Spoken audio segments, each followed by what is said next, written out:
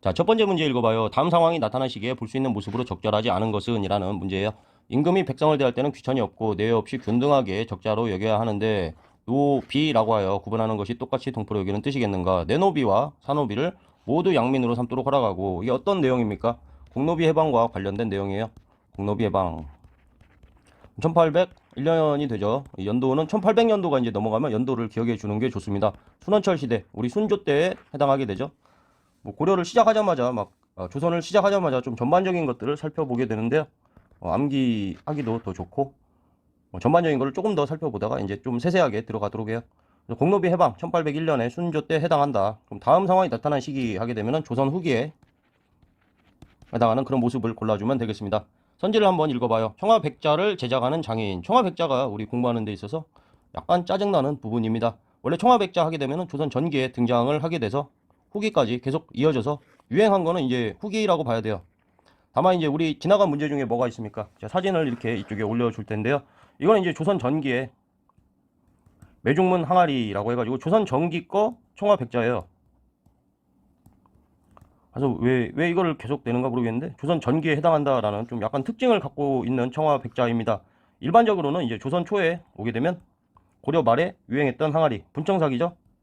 분청사기가 쭉 유행을 하게 되고 이제 한 16세기 정도 들어가게 돼가지고 순백자가 유행을 하게 됩니다. 근데 이때 청화백자도 등장을 해요. 다만 유행한 거는 후기에 들어와야 청화백자가 유행을 한다. 그리고 철화백자도 있죠. 철화백자는 뭐 그냥 당연히 후기 거 해가지고 괜찮은데, 이쪽 이 청화백자가 일반적으로 유행을 한 거는 후기고, 우리 이 그림에 자꾸 시험에 던져주는 이거는 조선 전기 거다. 이것만 조선 전기 거다. 이렇게 기억을 해 두셔야 됩니다. 약간 짜증 나죠. 근데 얘가 뭐 조선 전기 거라고 하는데 뭐 어쩌겠습니까? 외워야지. 일반적으로는 조선 후기에 청화백자가 유행을 해서 계속 쭉 왔기 때문에 이때도 청화백자를 제작하는 장인 하게 되면은 옳은 설명입니다. 이번 상평통보로 물건을 구매하는 농민, 상평통보 하게 되면 최초로 이제 전국적으로 유통이 돼가지고 다 쓰였다라고 볼 수 있는데요. 숙종 때부터 이제 널리 쓰이게 되죠. 뭐 상평통보를 주조한 관청도 여러 가지고 상평통보가 어느 정도 내용이 있는 그런 사안이 되는데, 우리 시험에서는 그냥 상평통보 하게 되면 숙종 때부터 해가지고 조선 후기에 널리 쓰였다 정도로 기억해 주면 되겠습니다. 3번 제포, 제포가 또 나왔죠. 우리가 부산포, 연포, 제포, 이거는 세종 때 세종 스시삼계 안에 포함되는 조선 전기라고 했어요. 이걸 굉장히 좋아합니다. 4번 시사를 조직하여 활동하는 중인, 중인의 문학 동아리 같은 거라고 했어요. 시사를 조직하여 활동했다. 그러면 조선 후기에 해당합니다. 5번 여러 장시를 돌며 물품을 판매하는 보부상, 이것도 뭐 전기에 등장을 했지만 후기까지, 전기에 등장을 해서 후기까지 이어지게 됩니다. 장시 자체는 15세기에 등장을 해서 16세기에 이제 전국적으로 퍼지게 되고 규모가 커져서 전국적인 통신망으로 연결이 됐다. 그건 이제 조선 후기에 해당하게 돼요. 보부상, 보상과 부상이죠. 보따리 장수와 등에 매는 부상. 보따리 장수, 보상은 조그맣고 값비싼 거. 부상은 항아리 같은 거, 큰 거, 그런 것들을 메고 걸어 다니면서 팔게 되는데, 중요한 거는 관어상입니다. 허가를 받아야 할 수 있는 거죠. 그래서 나중에 친정부적인 모습으로 근현대사에 가면 이어지게 됩니다. 그래서 정답은 뭐가 되겠어요? 부염제 해가지고 제포. 이거는 조선 전기에 해당한다라고 할 수 있습니다. 자, 다음 문제 보죠. 자, 문제 읽어봅니다. 가 국가에 대한 조선의 정책으로 옳은 것은 모하관에 도착한, 모하관이 키워드가 되는데 약간 어려울 수 있습니다. 모하관은 이제 한성에 설치한 그 명나라나 청나라 사신들을 대접하는 그런 기관이에요. 자, 모하관에 도착한 땡땡이 사신을 접대할 수 없다며 김만균이 사직서를 올렸습니다. 그럼 명이냐 청이냐 이게 문제인데, 병자호란 때 조모가 강화도에서 순절한 것을 이유로, 그럼 뭐가 되겠어요? 병자호란 되면은 광해군 이후에 광인효연 하면은 인조 때 경묘호란하고 병자호란이 일어나게 되죠. 이제 이 이유라고 했으니까 명청 교체기를 거쳐가지고 청나라에 대한 내용이 되겠죠. 순절한 것을 들었으나 나라인이 먼저니 사직을 허락해서 안됩니다. 그리하도록 하라. 그럼 청나라에 대한 조선의 정책을 골라주면 되겠습니다. 1번 정동행성 이문소를 폐지하였다. 뭐 공민왕에 대한 고려의 내용이죠. 원나라에 해당합니다. 2번 별무반을 편성하여 침입에 대비하였다. 윤관이죠. 숙종 때 만들어가지고 그 이후 예종 때 가서 동북 구성을 축조했다. 그런 내용이 되겠습니다. 여진에 대한 내용이죠. 3번 정기적으로 연행사를 보내 교류하였다. 우리 명나라는 흰색으로 쓰겠습니다. 명나라에 보낸 사신은 조천사, 그리고 청에 보낸 거는 연행사라고 할 수 있죠. 가만히 보면 2번도 여진이고, 여진이 이제 후금 이후에 청이 된 거니까 뭐 3번도 2번 3번이 뭐 같은 거냐 뭐 이렇게 헷갈릴 수도 있을 것 같아요. 근데 그 가 국가를 물어봤잖아요, 지금 문제를 보면. 그러면은 청나라에 해당될 때의 사실을 답으로 해야겠죠. 해서 정답은 3번이 되겠습니다. 청나라에 보낸 연행사. 해서 이거는 좀 기억을 해 두셔야 됩니다. 4번 한성에 동평관을 설치하여 무역을 허용하였다. 이것도 계속 반복되는 선지입니다. 이건 조선 전기에 이제 임난 이전에 해당하는 내용이에요. 한성에 동평관을 설치하여 모화관 그리고 동평관, 이것도 기억을 좀 해두자. 한성의 동평관도 반복되고 있죠. 5번 통신사를 파견하여 조선에 문물을 전파하였다. 이것도 뭐 일본에 대한 설명이죠. 광해군 때 해가지고 뭐 1811년까지 약 9차례를 보냈다라고 했습니다. 연도를 뭐 그렇게까지 기억할 필요는 없지만 조선 후기에 해당하는 내용이 통신사다라고 기억을 해 두셔야 합니다. 다음 문제 보겠습니다. 자, 문제 읽어보죠. 뭐 여전히 조선의 대외 관계에 대해서 한번 나온 문제들을 살펴봐요. 각 국가에 대한 조선의 정책으로 옳은 것을 보기에서 골라라. 이것은 기후약조로 임진왜란이 끝나고 광해군 때 기후약조를 체결을 하죠. 기후약조로 교역이 재개된 땡땡땡과의 무역 중심지인 초량 일대, 우리가 초량 외관하게 되면 이건 이제 조선 후기에 해당한다고 했습니다. 반면에 세종 때 스시삼계, 스시마 정벌하고 이종무죠. 삼포계약, 그 다음에 계약조, 이거를 보게 되면 삼포계약 할 때 부산포, 연포, 제포, 이거는 조선 전기에 해당한다고 기억을 해 두셔야 돼요. 그래서 구별할 수 있어야 됩니다. 자, 문제를 계속 읽어봐요. 그림 아래 부분인 동관 지역은 땡땡땡 상인들과 관리 집단의 집단 거주지였으며 교섭을 위해 담당했던 관세 관사도 유치해 있다. 그렇게 포인트는 딱 두 개 줬네요. 기후약조 그리고 초량. 그러면 조선 후기 일본에 대한 조선의 정책을 고르면 되는데 그냥 각 국가라고 했으니까 일본과 관련된 그런 내용을 고르면 되겠습니다. 기업 막부의 요청에 따라 통신사를 파견하였다. 1811년까지 9차례 정도, 즉 조선 후기에 해당하는 내용이고요. 1811년까지면 그 세도정치기의 초반부까지만 파견을 한 거죠. 니은 한성의 동평관, 이 계속 반복이 되고 있습니다. 어느 국가랑 관련이 있는 거냐? 한성의 동평관, 일본하고 관련이 있다라고 할 수 있죠. 비교해서 이 전에 나온 건 뭐예요? 모하관 하게 되면 청이나 명과 관련이 있다라고 할 수 있습니다. 자, 이것도 읽어봐요. 하정사, 성절사, 동지사 등의 사절단을 보내었다. 이건 뭐예요? 명나라나 청나라에 보낸 사신이고, 또 한 번 더 적어봐요. 명과 청. 명에 보낸 거를 조천사, 청에 보낸 거를 연행사라고 합니다. 리을 어윤중을 서북 경락사로 임명하여 사무를 관장하였다. 경락사 하면 뭐 임시로 이렇게 파견한 그런 거라고 하는데, 이제 청하고 간도 지역에서 분쟁이 발생을 합니다. 이건 이제 근현대사 가면은 나오는 내용인데, 간도 지역에서 간도 쪽을 개간을 할 테니까 간도를 싹 비워라 라고 했어요.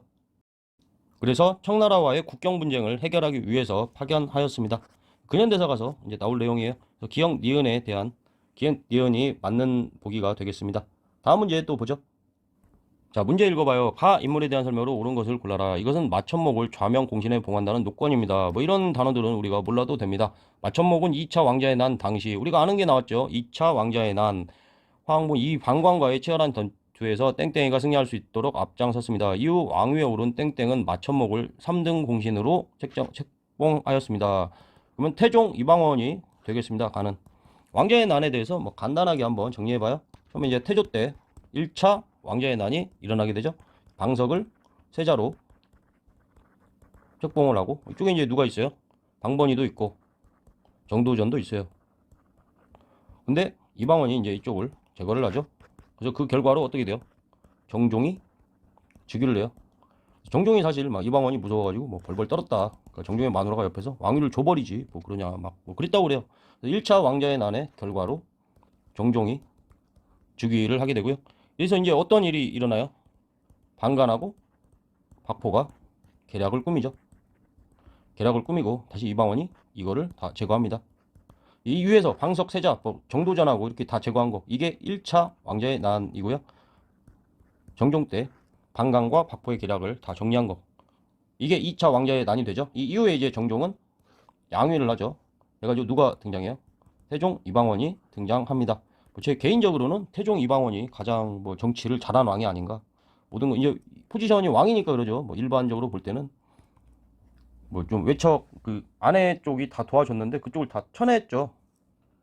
뭐 이렇게 생각하기 나름인데 그래도 그 왕으로서 뭐 좀 초반에 기틀을 다 세운 그런 조선 왕 중에서는 뭐 최고의 왕이 태종이 아니었나 뭐 이런 생각을 가지고 있어요. 저는 그 태종이 1차, 2차를 겪고 등장하게 됩니다. 가는 태종이 되죠.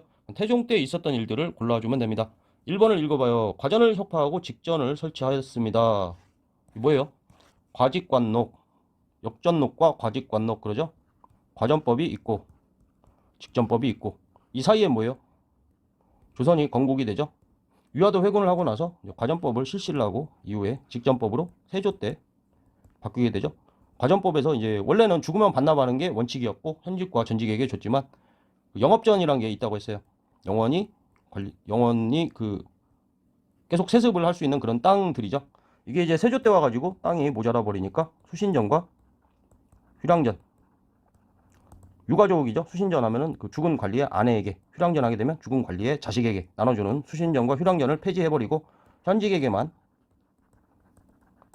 수조권을 나눠준 그런 게 직전법이 되겠습니다. 여기는 이제 전직 현직이죠. 여기는 이제 현직에게만. 그리고 수휴를 폐지했다. 수신전, 휴량전 폐지 나오는 순간에 세조를 딱 골라주면 되죠. 그래서 1번 과전을 격파하고 직전을 설치했다라고 하면은 세조가 됩니다. 2번 최무선의 건의로 화통도감을 두었다. 최무선도 진짜 너무 많이 나오는 것 같아요. 우왕 때 왜구가 들어왔을 때 최무선이 써있구나. 우왕 때 해당하는 내용이죠. 3번 어영청을 중심으로 북벌을 추진하였다. 어영청도 한번 정리를 해봐요. 이걸 조선하게 되면 이제 오군영이 중심이 되는데요. 오군영에 대해서 좀 간단하게 한번 조선에 들어왔으니까 살펴봐요. 이제 선조 때 임진왜란 겪으면서 훈 어총수군 그래요. 금하게 되고 훈은 이제 이게 오군영이 됩니다. 훈련도가 하게 되면 이제 선조 때 설치를 하게 되고 어총수 하면은 임명선, 광인, 효현 그러잖아요. 인조 때 설치를 하게 되고 이거는 숙종 때 설치를 하게 됩니다. 어영청은 이제 수도방위고 이거는 이제 북한산성, 이건 이제 남한산성 뭐 이렇게 되는 거예요. 근데 이게 수도방위가 뭐 제일 크겠죠. 전반적인 이렇게 크게 잡는 거니까 이게 이제 광인, 효현 그러잖아요.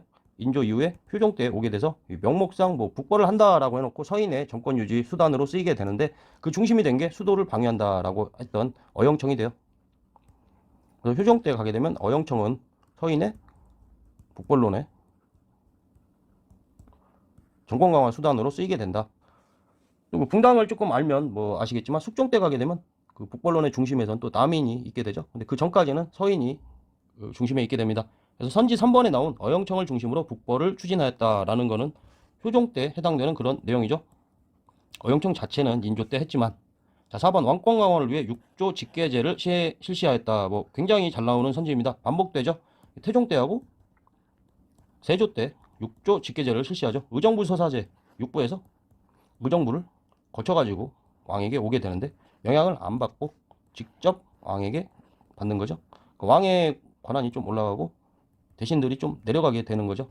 6조 직계제 하게 되면 태종과 세조에 해당합니다. 5번 궁중음악을 집대성한 악학괴범을 편찬하였다. 악학괴범이 엄청나게 반복이 됩니다. 이건 언제예요? 성종 때 성현이 만든 거예요. 악학괴범. 그래서 뭐 5번이나 4번이나 3번도 그러고 1, 2번, 2번 1, 2번도 뭐 엄청 반복되는 거죠. 그래서 이건 다 굉장히 반복성이 높은 선지들로 구성되어 있습니다.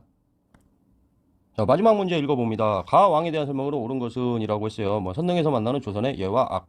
선릉을 모른다 할지라도 땡땡이의 제휴기간에 예약정비 사업의 일환으로 편찬된 국조 올해의 악악규범 또 나왔네요.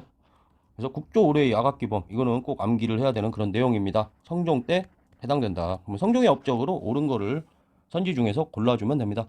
1번 상평통보를 발행하여 법화로 사용하였다. 이 시작은 숙종으로 봅니다. 상평통보 조선 후기에 해당하죠. 2번 법령을 정비하여 경국대전을 반포하였다. 성종의 엄청난 업적 중에 하나죠. 정답은 뭐 2번이 되는데요. 계속 읽어봅니다. 구황철회를 간행하여 기근에 대비하였다. 우리 이 앞에서부터 엄청 반복되는 내용이죠. 명종 때 해당합니다. 4번 초계 문신제 군주이자 스승이다. 영정조 시대의 정조에 해당할 테고요. 5번 동국 문헌 비고 이것도 앞에서 한번 나왔던 거죠. 이거는 영조 때 해당합니다. 동국 문헌 비고 한번 계속 반복될 거기 때문에 동국 문헌 비고 하게 되면은 영조 때 홍봉안이라는 인물이 쓴 거예요. 뭐 일종의 뭐 백과사전입니다. 동국 문헌 비고 엄청 반복될 거예요. 암기를 꼭 해 두셔야 돼요. 영조냐 정조냐 영정조를 구별하는 문제가 좀 나오기 때문에 그렇습니다.